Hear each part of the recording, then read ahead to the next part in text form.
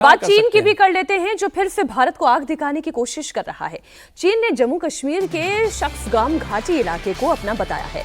चीनी विदेश मंत्रालय के प्रवक्ता ने कहा है कि जिस इलाके को लेकर सवाल उठ रहे हैं वह तो चीन का हिस्सा है। इस इलाके में इंफ्रास्ट्रक्चर बनाना चीन का अधिकार है और इस पर कोई सवाल नहीं उठाया जा सकता।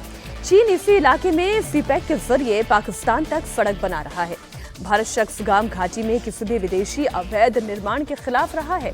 भारत ने कुछ दिन पहले ही इस इलाके में चीन के कंट्रोल को अवैध कब्जा बताया था। आपको जानकारी दे दें कि पाकिस्तान ने 1948 में शख्सगाम घाटी पर अवैध कब्जा किया था और फिर 1963 में यह इलाका चीन को गिफ्ट में सौंप दिया। 首先，你提到的领土属于中国领土。 जिस क्षेत्र की आप बात कर रहे हैं वो चीन का हिस्सा है। चीन वहाँ इंफ्रास्ट्रक्चर बना रहा है, कंस्ट्रक्शन कर रहा है। चीन ये सब अपने इलाके में कर रहा है। चीन ने पाकिस्तान के साथ 1960 में एग्रीमेंट साइन किया था, जिससे दोनों देशों के बीच बॉर्डर निर्धारित हुए। आपने चीन पाकिस्तान इकोनॉमिक कॉरिडोर की बात की, इससे आर्थिक विकास होगा। 是一个经济合作倡议，旨在促进当地的经 और चीन का ये कोई पैतरा नया पैतरा नहीं है।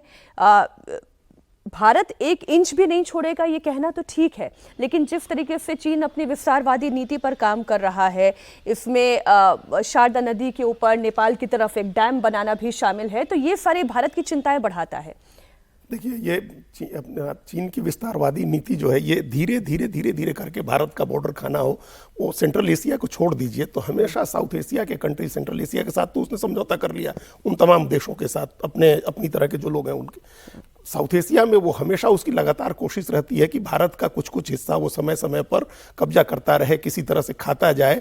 ये उसकी रणनीति रही है, हमेशा रही है चाइना की रणनीति। इसी रणनीति के तहत वो अरुणाचल प्रदेश पर दावा कर रहा है। ये शख्सगाम घाटी का मामला भी आप बताइए आपने कि इतना पुराना है। 1948 में जो पहला भारत पाकिस्तान की पहली लड़ाई हुई थी, उसी में ये हिस्सा पाकिस्तान के पास चला गया। ये गिलगित बाल्टिस्तान का हिस्सा है, लेकिन ट्रेडिशनली हमारा एक भारत का हिस्सा रहा है ये। और अभी भी ये लोग बताते हैं वहाँ कि जो तमाम नाम हैं उस शख्सगाम घाटी की, पहाड़ियों के, नदियों के, कस्बों के, वो सब लद्दाखी नाम हैं या बाल्टी नाम है, जो बाल्टिस्तान की भाषा थी। तो ये उसका हिस्सा रहा है। और हमारे हिंदू राजा होते थे वहाँ, और वो राजा अपने उन लोगों के साथ आसपास के दूसरे इलाकों से उनके अच्छे संबंध थे, लेकिन ये हिंदू राजाओं का इलाका था, वहाँ हिंदुस्तान का राज था ये। और उस पर 1948 में जब उस लड़ाई में पाकिस्तान ने कब्जा किया और अपने को उसने स्ट्रांग करने के लिए 63 में एक अवैध संधि करके इसने चाइना को दे दिया। भारत हमेशा इस पर आपत्ति करता रहता है। ये समूचे पीओके, गिलगित बाल्टिस्तान, सियाचिन, ये हिंदुस्तान का इलाका है, भारत का इलाका है, अभिन्न अंग है भारत का। लेकिन हम लोग ये भी कमजोरी है कि कभी बहुत एग्रेसिवली हम लोगों ने उसको वापस लेने के लिए कोई पहल नहीं की है। ये अवैध कब्जा है, हमारा अभिन्न अंग है, ये कह के हम लोग काम चलाते हैं। यही हम लोग अरुणाचल प्रदेश के लिए बिल्कुल एग्रेसिव होने की जरूरत है।